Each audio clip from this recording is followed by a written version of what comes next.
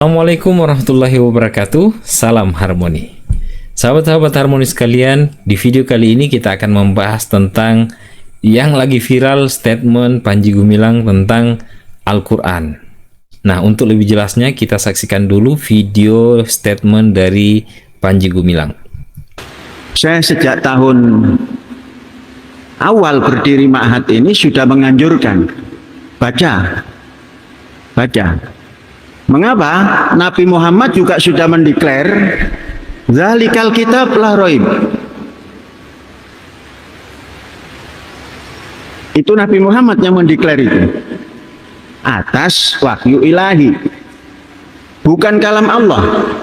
Kalam Nabi Muhammad yang didapat daripada wahyu.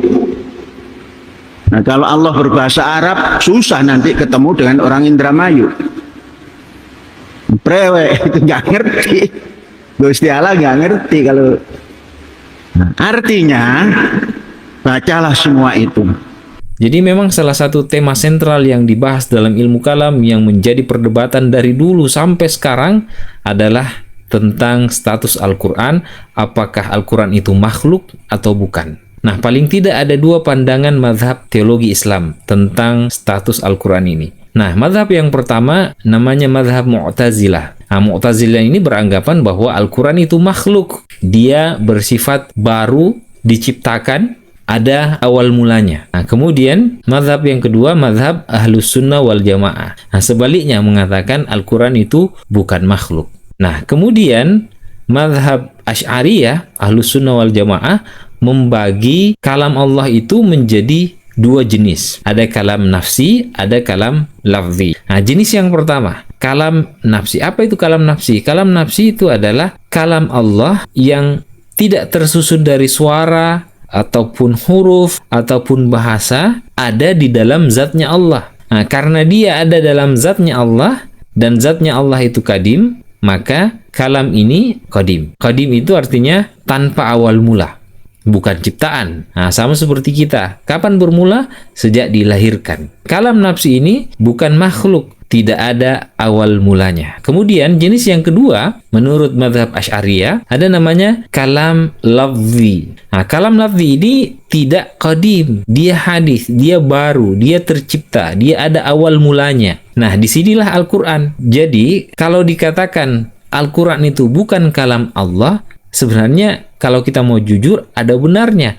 Kalau yang dimaksud kalam nafsi, memang bukan kalam nafsi, tapi kalam lafzi. Al-Quran itu bukan kalam jenis yang pertama, kalam nafsi. Tapi Al-Quran adalah kalam jenis yang kedua, yaitu kalam lafzi. Nah, sampai di sini bisa dipaham ya? Nah, kemudian bagaimana dengan statement Al-Quran adalah perkataannya Nabi Muhammad SAW, yang dalam istilah Panji itu deklarnya Nabi Muhammad atas wahyu ilahi. Nah, untuk lebih jelasnya kita saksikan lagi statement dari Panji Gumilang. Nabi Muhammad juga sudah mendeklar zalikal kitab la raib. Itu Nabi Muhammad yang mendeklar itu atas wahyu ilahi, bukan itu kalam ya, Allah. Nabi Muhammad mendeklar atas wahyu yang didapat ilahi daripada wahyu. Nah, ini juga sebenarnya menjadi konsekuensi dari pembahasan kalam Allah yang saya tadi sudah jelaskan. Nah, kalau kalam nafsi itu tidak tersusun dari apa? Dari suara, dari bahasa, atau dari huruf. Sedangkan kalam lafzi itu tersusun dari suara, huruf, ataupun bahasa. Nah, secara logika, kita tidak bisa mengetahui kalam nafsinya Allah kecuali melalui perantara lidah baginda Rasulullah Shallallahu Alaihi Wasallam, yaitu Al-Quran, karena Al-Quran itu diturunkan kepada Nabi Muhammad Shallallahu Alaihi Wasallam. Nah, makanya Al-Quran dinamakan kalam lafzi karena dia terlafaz oleh baginda Rasulullah Shallallahu Alaihi Wasallam. Makanya para ulama juga berbeda pendapat bagaimana Al-Quran itu bisa sampai kepada Rasulullah. Banyak sebenarnya dibahas dalam kitab-kitab ulumul Quran. Nah, di sini saya sudah punya kitabnya. kitab yang wajib dimiliki oleh pegiat ilmu Al-Quran ini. Kebetulan saya dosen ilmu Al-Quran, jadi ya wajib punya ini. Nama kitabnya Al-Burhan fi Ulumil Quran, karya Badruddin Az-Zarkashi rahimahullah.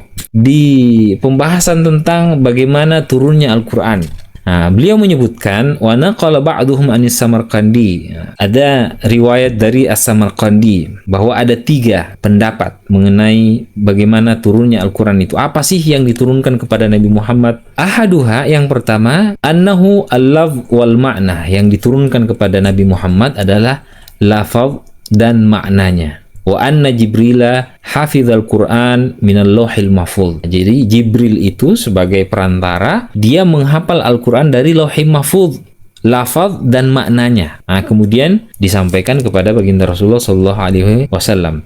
Itu pendapat yang pertama. Kemudian pendapat yang kedua, apa katanya? Annahu innama nazala Jibrilu ala Nabi SAW bil ma'ani khassatan. Jibril itu membawa kepada baginda Nabi itu maknanya secara khusus. Jadi maknanya saja yang Jibril bawa kepada baginda Rasulullah. Wa annahu sallallahu alaihi wasallam alimatil ma'ani. Rasulullah tahu, paham makna-makna tersebut yang dibawa oleh Jibril itu. Wa abbara anha bilugatil Arab. Kemudian Nabilah yang mengartikulasikan, membahasakan dengan bahasa Arab, bahasa yang dipahami oleh kaumnya. Wa innama tamassaku biqaulihi ta'ala. Ini berdasarkan firman Allah, nazala bihi ruhul amin ala qalbika. Dalam surah Asy-Syu'ara ayat 193-194. Itu pendapat yang kedua ya. Kemudian pendapat yang ketiga, anna Jibril alaihissalam, Jibril itu innama ulki alaihil makna, diberikan kepadanya makna. Jadi dari Allah diberikan kepada Jibril makna Al-Quran. Wa annahu abbara bihadhil alfaz bilugatil Arab. Dari makna itu Jibril membahasakan, mengartikulasikan dengan bahasa Arab. Jadi ada 3 pendapat yang berbeda. Kalau pendapat yang pertama, lafaz dan makna itu diambil dari Lauhul Mahfuz, dibawa kepada baginda Rasulullah. Pendapat kedua, Jibril membawa kepada Nabi Muhammad itu dalam bentuk makna saja. Kemudian Nabilah yang membahasakan dengan bahasa Arab.